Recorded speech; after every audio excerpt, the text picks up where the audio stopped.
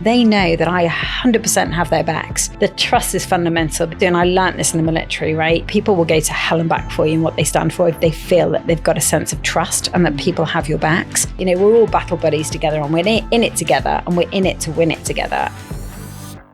Exciting times, because on the Performance People podcast today, in partnership with JP Morgan, we are speaking to Vicky Gosling, the CEO, OBE, Vicky Gosling, OBE, the CEO of GB Snowsport.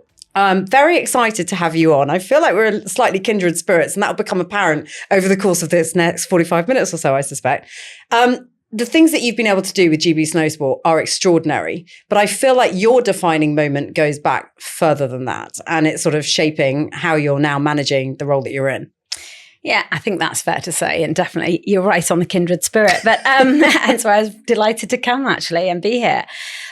So yeah, I think, you know, having had 20 years in the military, I think it's really framed the way I think, the way I operate, and bringing the skill set of leading in quite tough environmental, tough operational environments really trains you well to be focused on what's important.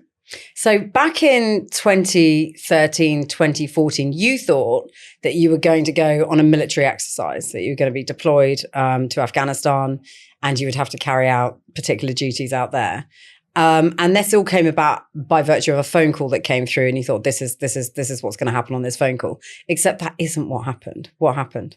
No, you're absolutely right. So I'd been planning for this deployment to Afghanistan. I was due to go in September in 2013, actually on the 21st of September 2013, because it stuck in my mind because I was leaving behind two toddlers, two little ones, and I have three, but leaving two little ones behind. And actually, the phone call that came in was saying, you are no longer going to Afghanistan because you actually are going to go and be the military executive lead for what became the Invictus Games.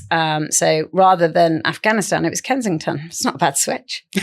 But what did that look? What does that? Because that's the first time that this has been mooted as an idea. This is Prince Harry's baby. This is the first time that people have started talking about what is possible for injured war heroes. So where did your head go in that minute? I mean, like you say, you were preparing for a completely different type of deployment to the one you actually got. Where did your head go? Well, I think the reason it came about, it wasn't just sort of by chance, it's because I'd already set up something called the Combined Services Adaptive Sports Association. So using my some of the roles that I did outside of my main role. So at the time I was a group captain at RAF Benson.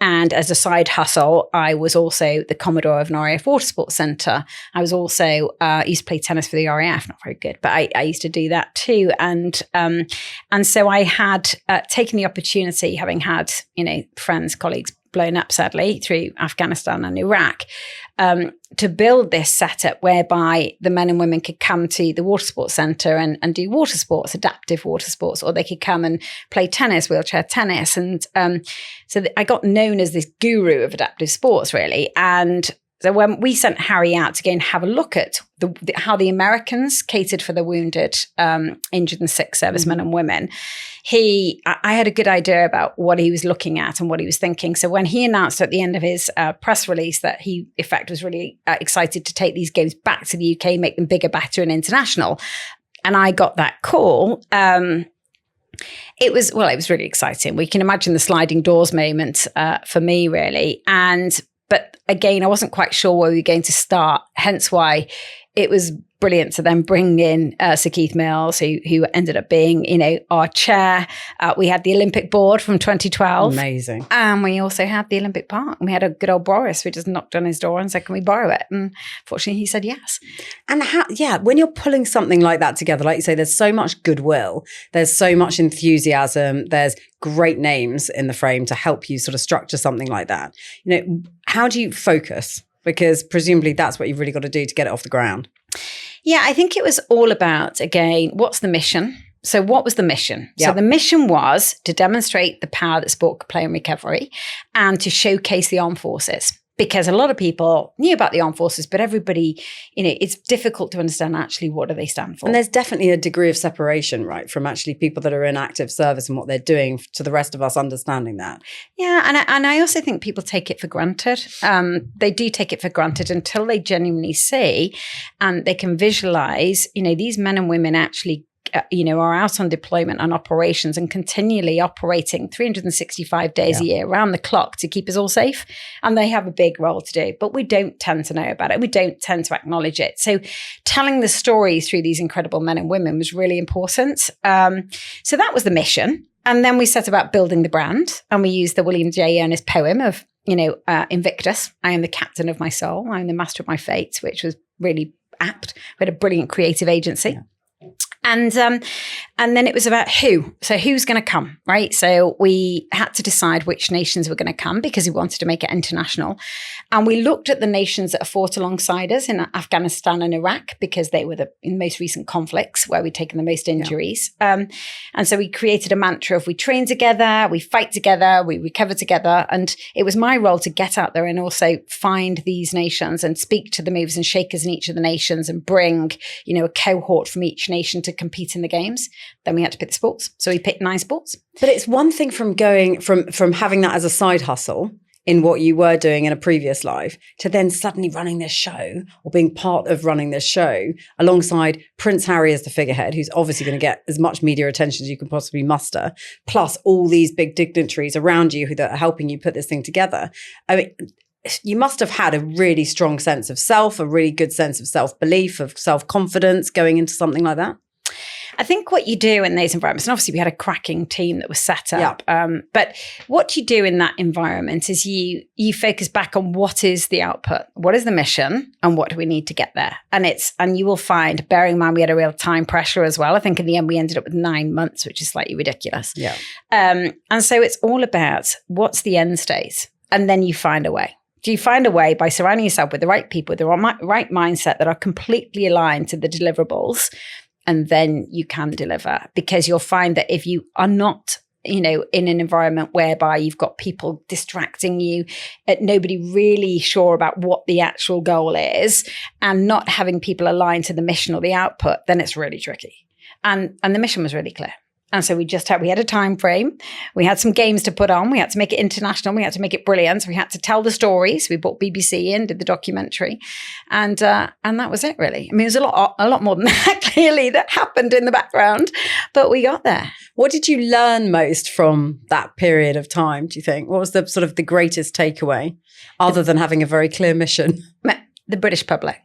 Right, the British public got right behind us on that. And they are really patriotic in the fact that they genuinely, once we started putting in the pomp and ceremony and telling the stories about our military, people were proud to be British, and Absolutely. They were really proud of these men and women, and they stacked the stadiums. And we're really good in that environment. If you think about the wheelchair rugby, and when we had the Tyndalls playing in that wheelchair rugby, we had, we brought out some of the rugby players. Jason Robinson played, and we made it a real show. We know how to put on a show. We know how to deliver elite sport as well, don't we? I mean, this wasn't elite sport, but it was participating in an environment with a great event. And I guess the overriding thing was you were giving so many people such a great purpose. Huge purpose. That must have felt amazing. Well, it was also, sadly, I've been in a position where many people have taken their life because life looked like it was over. And so for me, it was a real mission, hence the Combined Services Adaptive Sport, to set something up that really mattered, that stopped them taking their own lives and actually giving them a focus and putting them back into an environment where they had their friends, their family, and that camaraderie. Because you go out to, what I found was, I didn't really realize the realities of war until I faced into it. Okay. So what you find is that people who had been in conflicts were losing limbs or had post-traumatic stress disorder, or they'd lost their mates, which is, really challenging because you have guilt syndrome too, right? Survivor syndrome. So they were then being discharged from the military with a medical discharge. And then where do they go? Because their entire being has gone, popped, bubble's gone. So you put them back into a sporting environment, you surround them by those people that really matter and care about them, and you put them back on a pedestal, and you enable them to be competitive and showcase their true capability. And it's insane. If you see a triple amputee swimming 200 meters, then you can't look at it and think anything other than that is so inspirational. But also for you too. I mean, because you've been in that environment, you've seen, like you say, tragedy all over the place and all around you with various people that you would have known that were involved in active duty who have had those things happen to them. What did it give you to sort of, as a sense of, did it help you in terms of just knowing that you were doing something proactively about all of it? There's nothing better than watching these men and women who are so cool. I say, who doesn't find them cool? And they're cool. You watch it, Dave Hansen learning how to run for the Invictus Games and then going on his. He got blown up in 2011. By 2016, he ran 200 meter sprint on his blades and won a bronze medal at the Paralympics. Yeah, it's amazing. It's so good. Yeah. So the feel good factor, the fact you're giving back and the fact you're keeping more people alive is a pretty good sense of, feeling good, to be quite frank. And then you take that forward and you become the chief executive for the following Invictus Games. Yeah. And was that a different experience to the first? Yeah, that was hugely different. So we'd had Sir Keith Mills, hadn't we, as our chair, and we had this amazing Olympic board that knew exactly how to put on these games on. And then there we were in America, and I had George Bush Jr. as my honorary chair, a lot of A-list celebrities on my board, who were, amazing. Who was the biggest name on the board? Well, I mean, to be fair, Michelle Obama had a big role to play. Yeah. So she wasn't on the board, but she was very active. Yeah. And John, did you have those moments where you're like, I'm just going to have to call up Michelle. We've just got to get this over the line? No, but I did go into her office and eat an apple out of her fruit bowl and stand up at her podium and try to read. It was so tall. But she was, it's quite weird when you do that. But what I would say is it was a different experience. It's an amazing experience because we partnered with Disney. So we had it in the wide world of sports, albeit Harry did say, don't bring Mickey Mouse anywhere near it. It. But the families went to Disney while we had all this sport going on. And it was phenomenal. It was literally phenomenal. So that's the whole round sort of experience then that you're kind of covering off. Because like you say, the other thing that people forget is these people, whatever they may be doing as well, they've got families that have been through this with them who also need support, who also need help. And you know what? It's like, I call it like a bundle of matchsticks, right? So you put this individual matchstick in, on their own trying to survive, and you can snap a matchstick in half, can't you? You surround it by a bundle of friends and family and people who've lived through this experience. Yeah. You try and snap a bundle of matchsticks, it's near damn impossible. So actually what you have to do is take them as a whole and provide them with that security. And that makes a big difference in terms of core strength. People do reflect a lot on Harry's role in that Invictus Games. From your side, was he very engaged? Oh, he was all over it. He was all over it. He was in every single meeting. He was completely engaged. He lived it, he breathed it, and he embraced it. And without him, it wouldn't be a success. Yeah, and it continues to move forward in a really positive way. Yeah, well, it's coming to Birmingham. I'm the chair. I'm like, oh, it's coming back. So, although I've got to get through the clearly. So you've got one eye on that, and you've got one eye, or maybe like both eyes for the moment, for the next 4 months at least, absolutely firmly ensconced on the Winter Olympics and the Winter Games that we've got coming our way in Cortina. 100%. Super exciting. Looking forward to that. The role of the CEO of that organisation. What made you jump straight into that, both feet? Initially, let's be honest, I looked at it and thought, it's a bit small after what I've done. I was going to say that. You wouldn't necessarily see it as a progressive step. I didn't at the time because it was like 4 disciplines. It felt very small. And it was a national governing body. And I always wasn't quite sure about that side of it. And then I met the performance director, a guy called Dan Hunt at the time, and we talked about the opportunity.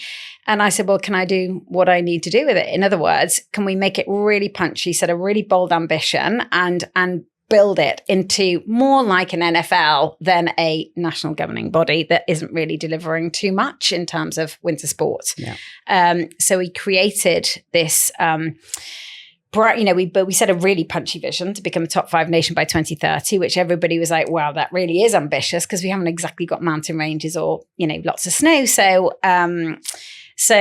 we probably got laughed out of court to start with that. But what we did do was then actually put the right foundations in place to build what was possible. And I'd seen how actually anything is possible if you face into it with an unconquerable spirit. I mean, you wouldn't have thought your plumpy could swim 200 meters, would you? But well, that's what I'm wondering. I mean, your big sky thinking from being exposed to what was happening with Invictus and what you were able to put on with the right people in play around you, and also with the right attitude and emphasis on what was important.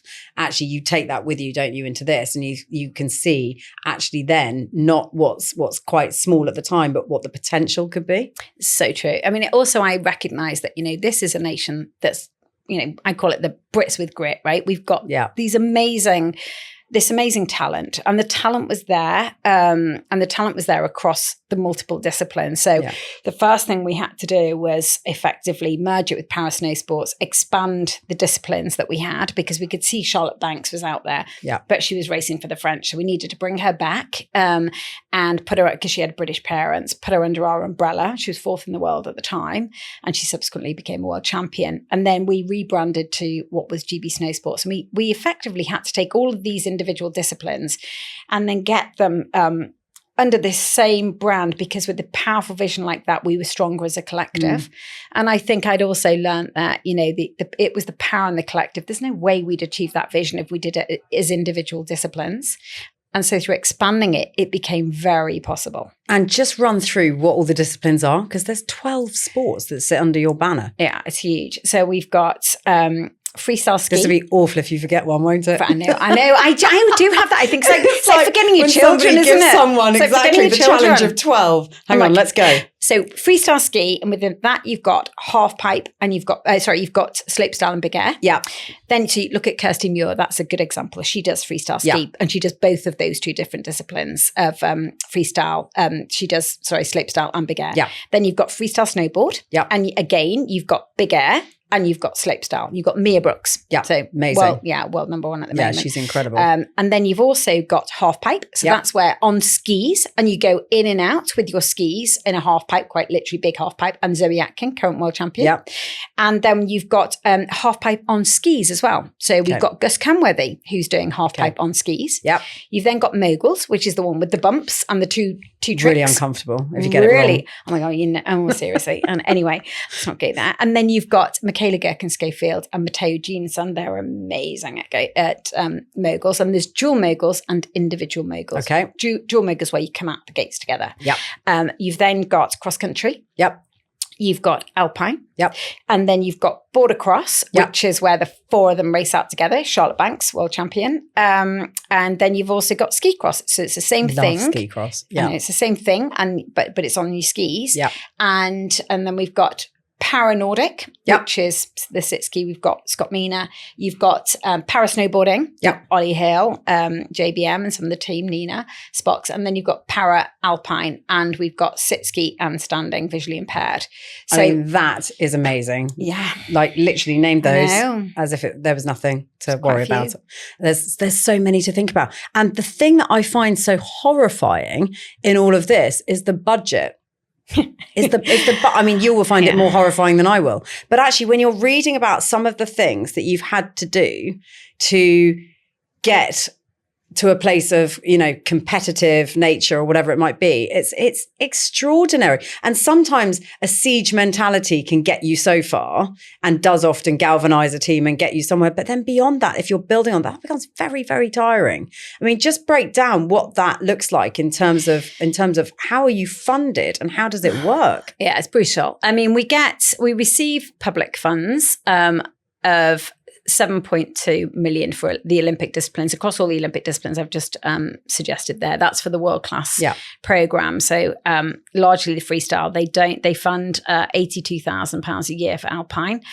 So you don't have to do much to figure that out. So hang on. So just £82,000 for alpine. Yes. Which consists of what is in that setup? So in that program, you've got Dave Ryding, you've got Laurie Taylor, and you've got Billy Major, and they are in the top 10 in the world right now, which is pretty impressive. But no, so that £82,000 doesn't go that far, would you believe? Particularly when we're decentralised. And the bit that I read about, which I was it's fascinating. It was a Tom Carey, who's a friend of ours, journalist, who'd written about a piece in the Telegraph about the lack of funding, so to speak, with the alpine discipline. And it was extraordinary. There was this story, and you'll obviously be able to recount it because you were there, but of you guys, to save budget, not booking a hotel room for the night and sleeping in the car. And the designated driver being Laurie. He's like one of the skiers. What other sport can you think of where that's, you're performing at that level and getting those results, but not the backing? I don't know. I mean, I don't think let's be honest, I don't really get the logic. I try really, really, really hard. I haven't quite got it figured out in my own brain yet. Maybe that's because I don't know. I just don't have enough facts maybe. But the reality is we went into Beijing and we had been getting benefaction of £2 million a year, which is ridiculous, right? When I first came in, that was the setup. Yeah. It was benefaction of about 170k a month. And then when COVID hit, that ceased overnight. Bang, gone. So there we were with like a £2 million gap, which was brutal. Okay. And we had Brexit and we had COVID. We didn't foresee that coming when we set this punchy vision. And the vision once again was to be a top five nation team by by 2030. Yeah. So not unambitious. No, slightly. Yes, very ambitious, right. And so we lost that overnight. Bang, that went. And at the same time, we were facing into the challenges of Brexit and COVID. And of course, that was really brutal because by the time we turned up at the Olympics, half the team had COVID. I got taken off the plane it was a false positive of all things. As the team leader, I was taken off the plane. So I had to wait a week before I could go and join them. So I literally arrived when they were just starting. So and we were split across different venues. Everyone was masked up and it was minus 26 degrees. Yeah. So I mean, honestly, people say which was worst, going into your deployments or going into Beijing. And I think it was Beijing because it was so austere, hazmat suits, you name it. And then on top of that, we came back and we didn't medal. And we lost £3 million from UK Sport. They pulled it, right? So that combination was utterly, utterly brutal. And no one prepares you for that. But what I did realize is the team were pretty bent out of shape, but they weren't breaking. And we still had the athletes and we still had the talent and we still had the mission and the vision. And I knew actually if we just effectively focused, did that laser focus thing of what do we need to do to get us back to where we need to be, it was a case of diversifying that dependency on UK sport funding because that's so important. Yeah. So what does that look like? So that looks like sponsorship. Yeah. So we've been driving really hard with partnerships, as you know, and partnerships are key for us. And in the last since January, we've been really successful at just driving hard. I mean, I don't have a commercial team. I have one individual that supports me in getting the contracts done, sealing the deals, and helping with activation. But that's it. So it's quite tiring, but it's really important because what I found with that dependency on UK sport is actually the layers of bureaucracy, the decision-making process. It's so slow. If you want to be innovative and agile and more like a fast jet in my terminology, rather than a tanker that's moving at the pace of nothing, then you need to be smart about how you get your funds in because it gives you the ability to make decisions fast. Does it sometimes feel a little bit like, that there are some real benefits of this, in fact, that you're able to kind of really go and get your hands dirty on it and actually your impact can be hugely powerful in all of that. Does it feel sometimes like you're running a startup? It's a total startup. It's like that. Utterly a startup mentality because you're all in it. Doing fundraise, right? You're all in. It's rolling your sleeves up. I mean, it's quite funny. I've been criticised, for being not acting like a CEO. And I'm saying, well, how could you in that way? What does that look like? How exactly? Precisely that. And if I had. What a waste. Yeah. Because ultimately, the combination of the relationships with McLaren, with Williams, with the individuals that are working in the background of some of our innovation projects, we wouldn't have any of that. And also just the way of getting the most out of the team. Because prior to 2018, I think we had one world champion in 100 years, and we had no crystal globes in 100 years. And I'd say in the last 7, we've had, 10 world champions and we've had 18 crystal globes, and people forget about that bit. If I'd have been sat in a cupboard doing the maths as a CEO and just filling in the governance sheets every 20 seconds, we are fully compliant, I'll just say, code compliant for UK sports. We do our bits that we're supposed to do, but we wouldn't be anywhere. We wouldn't have these results. And yes, we've got the team, yes, we've got the coaches, but you have to be there to support them and provide them with the energy and the mission command, as I call it, to go and do their thing, because you've got 12 programs operating in 12 different locations across the globe, 365 days a year. So you need to get your hands dirty. So how low did things get after Beijing? When you come back from there, you haven't medalled, the funding's gone, there's more funding going. And what do you do to kind of, as a leader, to take those people on this really ambitious, that still exists, journey with you, that they don't give up and, turn around or head in the other direction? Like, how do you keep everything together? I think you have to create that sense of belief. And I believed it was possible. And I knew we had the talent to do it. And the incredible team that we've got, right? So you just have to look at the individuals within the team, whether it's Chris Scott with his comms or Pat Sharples, our head coach, Kane Mile, our performance director. They go above and beyond. Everybody goes above and beyond. The head coaches reach out. It was making me chuckle that Jeff, who runs our Moguls program, he's Canadian, but he will literally just, send me a little note about peak performance kit. And then I'll go and find somebody in peak performance and try and make sure that we get a partnership with them. And we communicate all the time, and they know that I 100% have their backs and I 100% believe in what they do. And the trust is fundamental, because you have to, and I learned this in the military, right? People will go to hell and back for you and what they stand for if they feel that they've got a sense of trust and that people have your backs. And they're like my battle buddies. We're all battle buddies together, and we're in it together, and we're in it to win it together. And the corridor chat is out the window. We literally have to have that fundamental umbilical cord going so many different ways, but they know that they can come back to base, and actually they've got the protection if they need it. And one of the things about hard times is with them comes good times, and the successes are even sweeter, right? So what does it feel like? What does it feel like to be when there's a moment where you guys have been successful? What does that feel like as a team? I think there's some visuals out there. I think when we saw Zoe Atkin at the World Championships winning, and it's just insane, because we feel, it's almost like you're exhausted because you've been so desperate for them to do it. You're carrying so much and you're so desperate, but you're all in it together. And actually, we have such a laugh at the same time. I had to drive up. We worked out, get this, it was going to cost £1,300 to distribute the Sorrel shoes that we've got the sponsorship for, right? And they'd all arrived at my house. So 180 pairs of shoes, because I made sure all the team had shoes as well, or everybody that was to do with us had shoes and boots. So they'd all arrived at my house. My husband nearly divorced me, and I had to get them out the house so we could get in through the front door. And so I had to take some of them to Pat Sharples, the head coach. I had to take some of the pairs, in fact, 62 pairs, up to his house, because it was cheaper than paying £1,300. So I had to drive all the way up to Lyndon St. Anne's and then transfer them over to his car in a Wanner.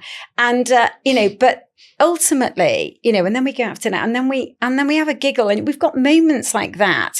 Then, you're right, I'm not the typical CEO, and the CEO shouldn't be doing that, because that's, it's not the done thing. But the reality is it's getting results. It's not sustainable to a certain degree, but it's certainly made us more robust, and it's made us tighter as a team. And we're looking at Milano Cortina. I spoke to Charlotte Banks, okay, so she's done her collarbone in. She's broken it. She's come back. She had to have an operation to really fix it. And we went out for coffee, and she's back on snow this week, which is really exciting. But we went out for coffee, and I said, how do you really feel? And she was like, Vic, I am really excited. I am really excited because, you know what? We've got nothing to lose. It's high risk. We all know that some of us could pop out and not win. But at the end of the day, we are here at a games that's in the same time zone. We've got the British public behind us. Yeah, we've got nothing to lose. We had an awful time in Beijing, and we're just going to go and have fun, and we're going to do our best to smash it out the park. And if we don't win, we've won anyway, because here we are with the results behind us that we've got today, and people have to recognize we've been on a journey. And let's just hope, actually, our happy athletes are performing athletes. Let's just hope that the luck is going our way. And also, nobody loves an underdog better than the Brits. So like you say, you're setting it up there as we've got nothing to lose. But in reality, you're being talked about with quite a few medal hopes in the mix. So if they come, where are they coming from? Who are our hopes? Yeah. So when I look across the spectrum, I get excited because it's like being in a sweet shop. Which one do you pick? But, and it's your favorite sweets. So I would say, look at Mia Brookes. I don't want to put any pressure on her because she's done insanely well already. Yeah. But she's incredibly talented. So it's all to play for. And in slopestyle and big air, You've got Kirsty Muir. Just going back to Mia Brookes, when you've got somebody who's really young like that, but they've already been successful, so they've got experience, but also youth, kind of perfect combination of a thing. How do you sort of protect them from all this other outside noise? Yeah, I think for Mia, it's all about she's done so well. We have to constantly remind Mia that she's done so well so far already, right? She's world champion at 16. She's the overarching Crystal Globe winner. Yeah. She is unbelievably, insanely good. So what you can't do is let them feel like you're teeing them up almost for failure because you're putting so much pressure on them. This is just another competition. It's another competition that she can go and showcase. She's got a long journey ahead of her, and she can go and showcase her talent in a home from home environment and have some fun with it. That is really important because she's only 18 and we don't want the weight of the world on her shoulders, but she's a winner and she's a real competitor and she's hyper professional the way that she operates. So going out there, knowing full well the Japanese, I mean, they were stacked. It was a stacked field at the World Championships, and they have their own airbag, something we do not have. That's a bit like saying to, cycling with no velodrome, go fill your boots and have no velodrome, and also don't have much money to go and find a velodrome. So it's challenging. Yeah. So we can't expect too much from these athletes, but what we will do is prepare them and make sure that they feel that they're in the best surroundings they can be. And I think that's with Mia. And Kirsty, she's back from injury, but she's top 3 in the world in freestyle ski. She's insanely good as well. And let's see how she goes. She had quite a bit of time out with her injury, but again, fantastic mentality, super talented, very young again. So needs to have some fun with this. And then, you look at Charlotte Banks, right? So she's been the world champion, had a shocker in Beijing, and she's also won in the team event with Hugh. Just hearing her speak, I think was great because she's got it all to play for. She's coming back from injury only just, right? So she's literally going into the first World Cups having had a broken collarbone, and it was pretty damaged in 2 operations.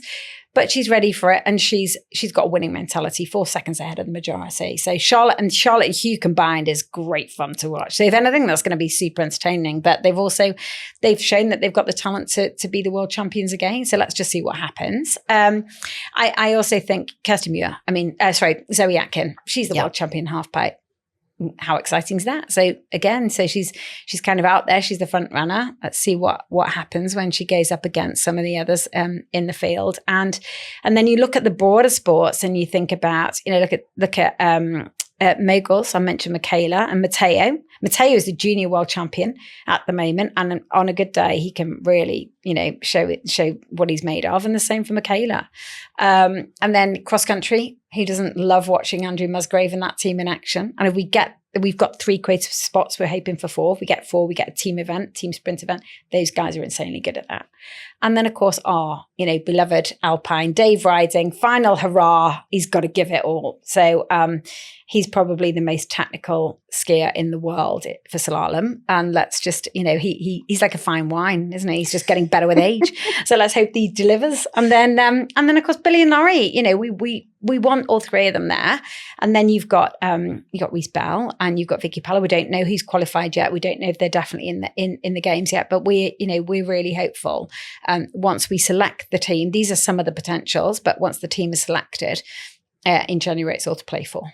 And what would it feel like for you going out there, backing them, supporting them, being ever present? Like, do you have to sort of like step away and get sort of very excited and nervous ahead of an event? Or are you you've mentioned the word fun quite a few times, which I think is brilliant. For one, a CEO to be talking about fun, and 2, somebody within professional elite sport talking about fun. Because it is so important. If you're not conveying that, what are you doing it for? Oh, I mean, honestly, that's exactly that. So I'm going out as the overarching team leader across the 4 different venues, which is quite interesting, across all the disciplines, both the Olympics and the Paralympics. And it, for me, we're not going into a war zone.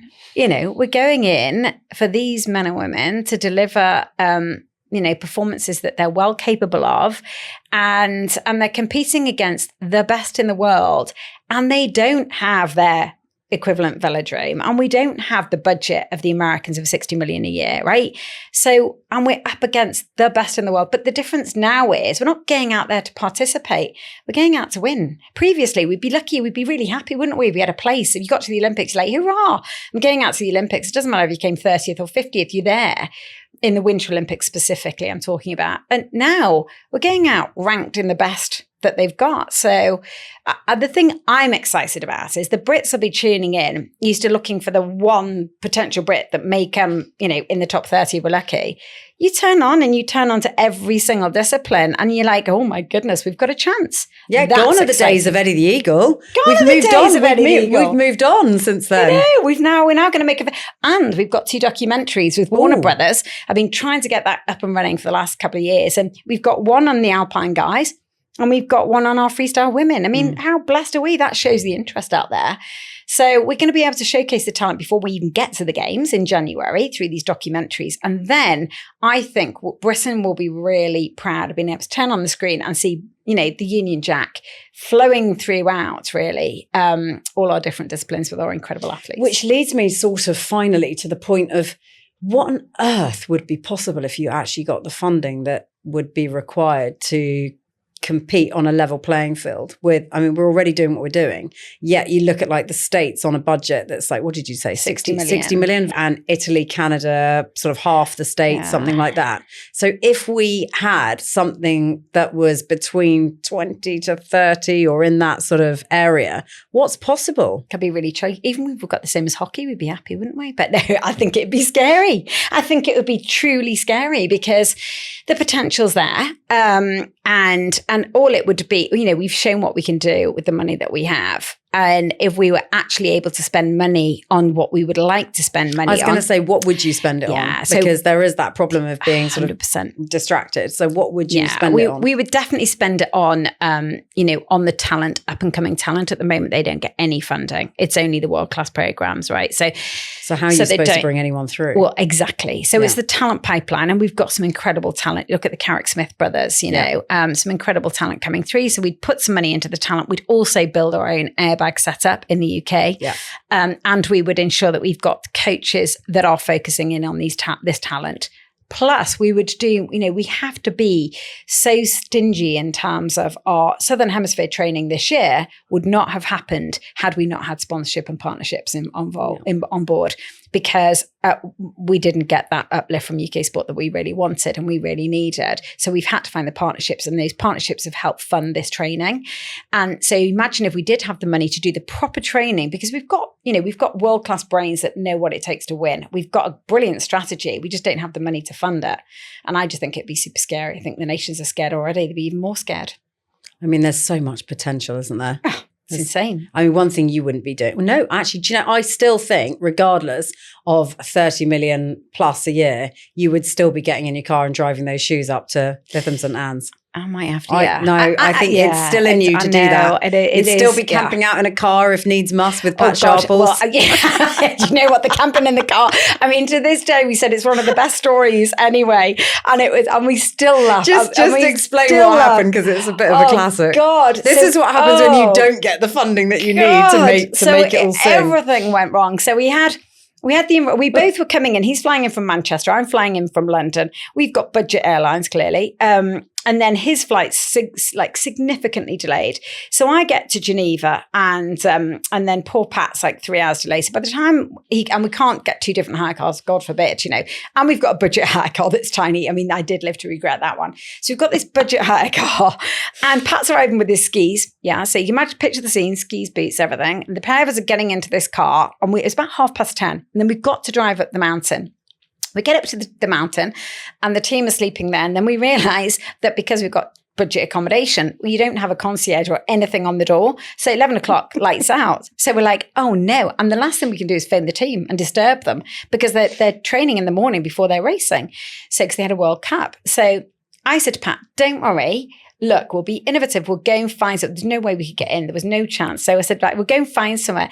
Anyway, we drove down the mountain, everywhere shut, apart from this amazing it was all lit up, big hotel. And I was like, I know that's going to be way outside our price range, but we should at least go and give it a go. If anything, I'm going to brush my teeth there. And so he's like, and I need the toilet, and I'm definitely not going to be doing that in a car park. And so he's like, yeah, okay, we'll drive down. Anyway, we drove down, and so I cautiously went. It must have been about 1 o'clock in the morning. So by that point, about 1:15. So I went up to the desk. It was 24 hours, and I was like, oh, price for one room is Verbier. So price for one room, and they said, it's like €1,000 for. And I was like, is that for a twin? They're like, yes, and that's without breakfast. That's without breakfast. So I'm like, okay, thank you very much. That's really kind. I've got a couple of friends here. I'm just going to nip and use your bathroom. So I went in with my toothbrush, brushed my teeth, got back to the car, and I was like, Pat, we can't stay. It's this. That's effectively an entire Mogul camp. So he's like, right, no, I'm totally with you. So we're going to use their car park though, because anywhere else is a bit dodgy. And so he says, so go and brush your teeth as well. So he did that. And then the pair of us get into this car. It was freezing. And we parked up, we hid the car sufficiently away so it wasn't embarrassing, behind the wall of their hotel. And the pair of us then sort of set up for the night. But what we realized was we got a budget car. We couldn't roll the seats back because of his skis. And we were like sat half up in this freezing car, trying to keep the heating on slightly. And then we had to work out a way that we didn't actually tell the team that we'd been in the car all night, because it looked a bit weird and a bit unprofessional. But we kind of did, and we also didn't want them stressing not about becoming us. of a CEO. So not becoming, can you imagine? And then I thought, oh my God, you can just imagine everyone there'll be every excuse under the sun to throw the kitchen sink at me. There always is. So I'd be irresponsible for having, stayed in the car or whatever, rather than spending the £1,000. But yeah, so that's what, honestly, to this day we laugh there, because there's a picture of the pair of us just before the World Cup. And I said, the thing I'm the most proud of is that we didn't actually look that knackered. And I said, that was, we'd had no sleep. It was brutal. His ears were bleeding for my storytelling, trying to keep him going. But he's a character himself, as you'll find out. So no. Well, when you medal significantly in Cortina, these are the sort of stories that come back to build the character and the culture of everything you've created from scratch. So I think you should be immensely proud of yourself, both for getting through that night in the car park with Pat Sharple, but also for assembling this brilliant killer team. It's been so lovely to have you on. Thanks so much, Vicky. It's been a pleasure. Thank you.